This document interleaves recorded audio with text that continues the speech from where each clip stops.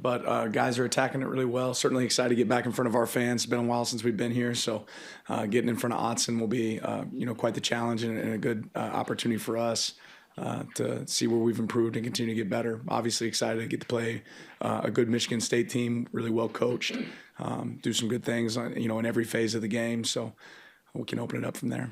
Right here on the left, Eric. Coached against Jonathan before. How similar does this look? Obviously, totally different personnel, but is there some similarities in terms of what he's trying to do? Yeah, there's definitely some, similar pieces. I think they always do a good job of challenging you in the run game, creating different pictures than maybe what you see, across college football. They always do a great job of that. Defensively a little bit different than what they were last year at Oregon State, but still really, really sound, and do some things that challenge you as well. On the right, Zach. I know you don't typically get into the uniforms, but that might be different this week with your wife and kids having a part to play in the design. What does that mean to you, and what was this process kind of like getting that off the ground?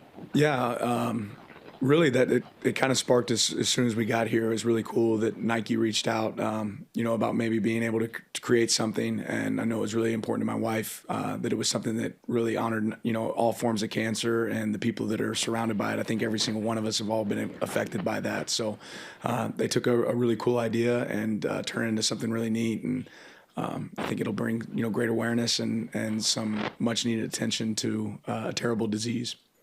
Front left, James. You've coached certainly a good number of elite corners, Dan, including the past 2 seasons with Christian and Kyrie. What makes Jabar unique, and what makes him elite that way, and particularly at his size, given that those guys were more in the 6 foot plus and he's in the 5'10" range? Yeah, I just think his knowledge of the game. One thing that really sticks out about Jabar is he understands the strengths and weaknesses of each call and how he can play those calls differently. I don't know if I've ever been around a player that understands, how they can move themselves around to put themselves in position to make plays based on the coverage called, what the strengths or weaknesses of that coverage is, and Jabar does a really good job of that. Back right, Brett. Coach, Oregon is 6-0 all time at Autzen Stadium on Friday night games. What do you feel like your team does right, and why do you feel like you guys have some success in some of these Friday night games, and maybe what are some of the challenges in it as well? Yeah, generally I would always say success points back to preparation, right? They're obviously on a short week. We're on a short week as well, but our guys came out there again to work today, did a really good job, but it's about stacking the next few days as well. And continue to improve. And then obviously our fan support in Autzen is unbelievable, right? When you have the fans that we have, they make a huge impact on that game. Aiden is somebody you recruited and obviously game planned against last year when he was at Oregon State. What were things that maybe impressed you about him when he was in high school, and then what kind of a progression have you seen to now from him?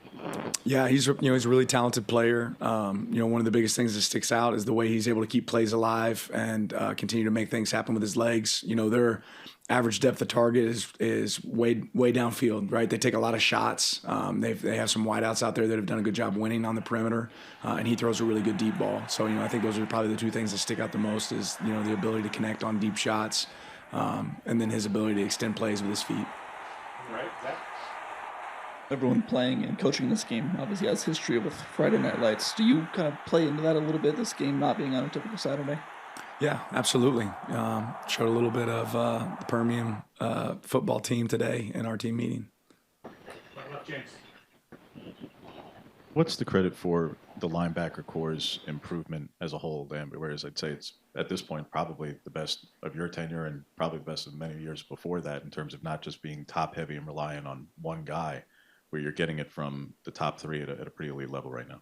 Yeah, I think a lot of credit goes to those guys and the work that they've put in, and then certainly a ton of credit goes to Coach Michalowski and the job he's done of developing those guys and getting them ready. Our scheme isn't necessarily the easiest thing for linebackers, so having a guy that can coach them really well is very important. And Brian's done a great job with those guys, but that's also one of the hardest working groups on our team. One of the most accountable groups on our team, and they hold themselves to a higher standard as well.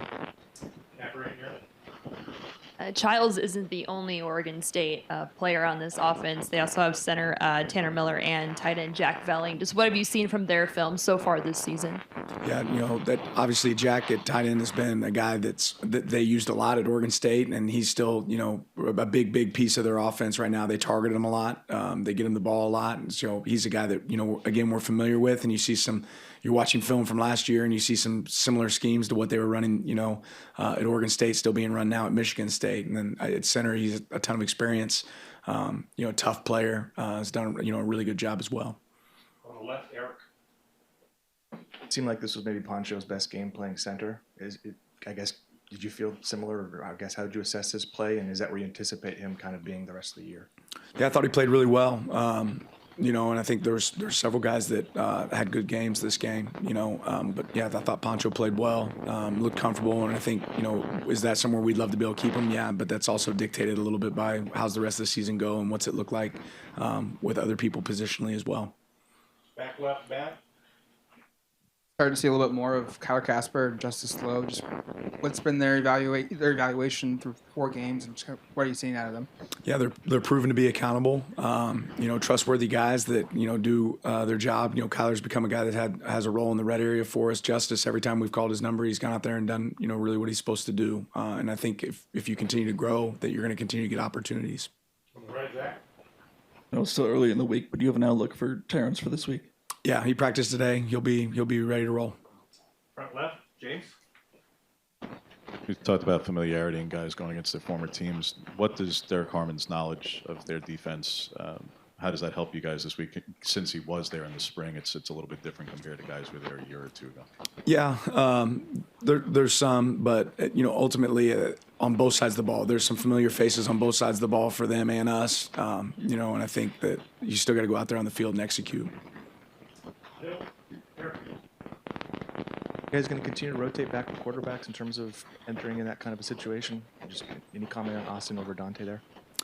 Yeah, no comment other than just continue to utilize our guys and we'll roll whoever we feel like we need to roll out there in those situations. Back left, Matt. How would you evaluate the success of just the overall run game at the running back position for you guys through 4 games?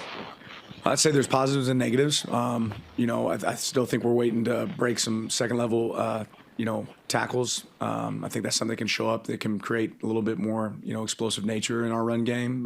But I do think we're hitting holes in the right spots. I think it's something we got to continue to be able to lean on and make sure that we can improve, because when you become a team that can run the ball extremely well, it opens up everything else in your offense. Back right, Aaron. Be the first game, home game of the season now that class is in session. First, looking at the student section for Friday, what are your expectations just about the crowd and having the students back, but also the student athletes now being back in school, and advice that you've given them about now having to manage both being a student and an athlete? Well, that's the piece, right? We're all here as student athletes first, so and getting that degree is extremely important, and doing a great job in the classroom is really important. So we had a lot of conversations about that today. Different challenge to be able to do it kind of within season, but a lot of teams have been doing it for a lot longer in the season. So it certainly can be an advantage for us, but something to challenge us as well. And then I think our fans will be outstanding. They always are. Front left, James. What has Nico done to go from a rotational outside guy and a nickel guy for you last year to really kind of carving out that CB2 spot for you guys at this point, Dan? Yeah, I think he's just shown a level of consistency. He's done a really good job there. Him and Dante both are rolling quite a bit at corner, and they both earned those opportunities. Back left, Matt. Turnovers, first time since I think the first game of the season. Anything in particular the defense collectively did to force those, or just good plays by an individual? No, I think I've said before that turnovers usually come in bunches, right? And even some of the stuff that we had kind of planned in that game didn't necessarily dictate that we would create more turnovers. It's just continue to attack the ball, and when those opportunities come, making sure that you can come away with it. Back to James. Starting to see more from Kenyon each week. At what point, if at all, does it get to a conversation of him getting more opportunities, not just in general, but even perhaps more opportunities than Pat? And I realize that Pat's excellence is also in the blocking capacity, but at what point do the rep counts perhaps flip, if at all? Yeah, every one of our tight ends bring a lot of different strengths. I love the way that we're utilizing Kenyon right now, but I also love the way that we're utilizing Pat and Terrence. And when you have multiple guys that can do multiple things, I think it's really important that you tap into those. It also makes it really hard for a defense to hone in on what a guy can do. Back right, Brett. Coach, only 6 points in that second half win against UCLA. What do you really attribute maybe the second half offensive struggles to, and how did you kind of attack that in this first practice back on Monday? Yeah, we did a lot of things to, challenge ourselves from that area. But, part of it starts just with field position. We started with the ball in different locations than early in the game. They were able to flip the field on us. But we also just have to, create consistency and not, hurt ourselves. And that's just continue to kind of be the thing that we recognize, at least, that when we don't hurt ourselves, we have a lot of success. And if we eliminate that, then that's something that's going to make us a lot better, obviously. Right left, James.